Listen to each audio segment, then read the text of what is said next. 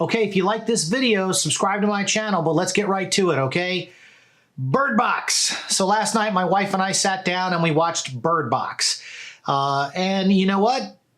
There's a lot of hype around this thing, and I enjoyed the film. My wife really enjoyed the film. It was directed by Susan Baer. It's rated R. It's 2 hours and 4 minutes, so it's not a huge commitment. You know, the big hype about this thing was like in the first day, like 45 million people watched the movie. And, you know, that is really, really good for Netflix, okay? But it's also should send some bells ringing to the average viewer. Even though it's a subscription service, they're at the point where you're going to start getting commercials. Now, it may just be like a regular movie at the theater where you get a couple of promos or things that start the movie, nothing that's going to break it up like a television show would on network television where they take breaks. But it's coming because you can't have 45 million people watching something and not have commercial advertising tied to it. It's coming, so just be ready for that, okay? Well, let's talk about the movie itself. So it stars Sandra Bullock, and she plays a woman who is pregnant in the beginning of the film, and Sarah Paulson is her sister.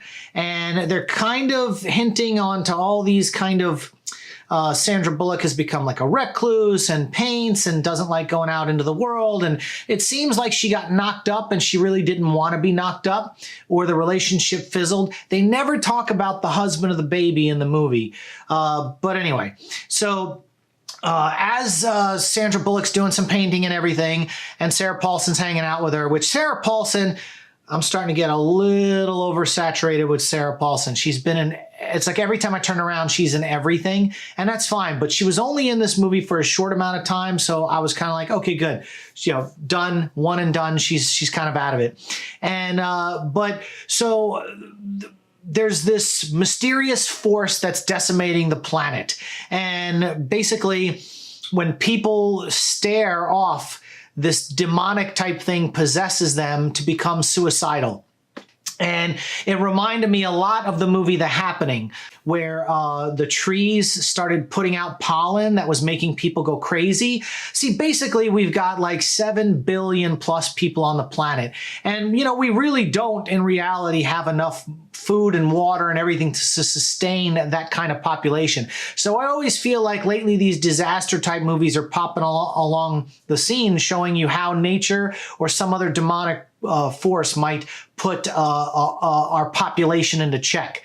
So this was a lot like The Happening. So these people become suicidal and they start killing themselves only if they look. So the thing you have to do is you hide in your house, you block up all the walls so you never see these demons or these visions that make you do this. And when you go outside, you wear like, you know, you're kind of like 3 blind mice, you know, and anyway. So that's the premise of the film.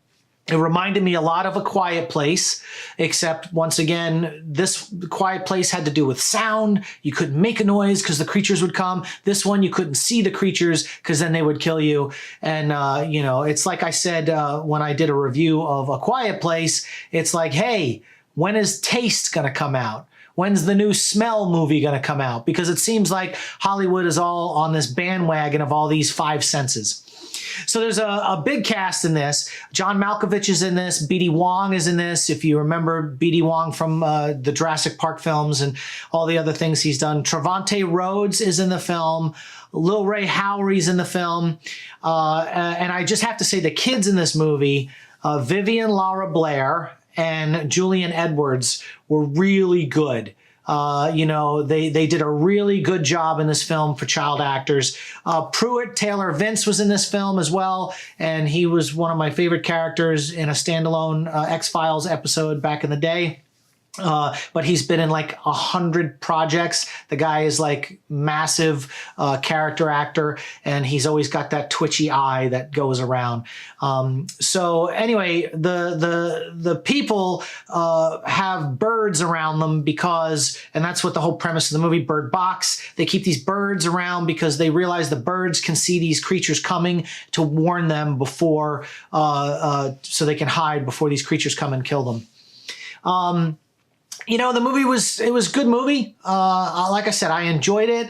It's a Netflix original film. It was produced by Universal Studios. It had a budget of $19 million, which is not a lot of money, but I will say Netflix better watch itself. It's cranking out $8 billion worth of content a year, and that's all debt service. The cinema scores for this movie are kind of all over the map. Whether it's Rotten Tomatoes or Google or whatever, it's like 65%, 42%. Some critics like it, some people don't. So, you know, I say you just go with it and enjoy it and come up with your own opinion of the movie. Like I said, I liked it. Is it one I'm going to watch again? No, it was like a one-off for me. I watched it. You know, I got what it was all about, but I'm looking forward to taste and smell the next movies that talk about the senses. So if you like this video, you could subscribe to my channel, and we'll see you on the next video.